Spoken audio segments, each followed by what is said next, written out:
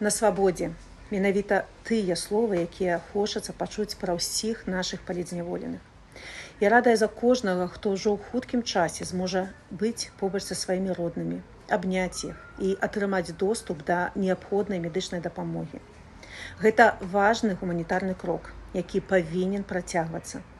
Патрэбна вызваліць і рэабілітаваць усіх палітвязняў і спыніць рэпрэсіі.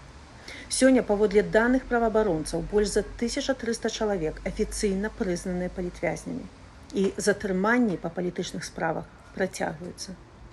Словы пра народнае адзінства выглядаюць супярэчліва, калі рэжым штучна падзяляе людзей, кідае іх за краты за меркаванне на доўгія гады, потым вызваляе, а некаторых прымушае пакідаць сваю краіну.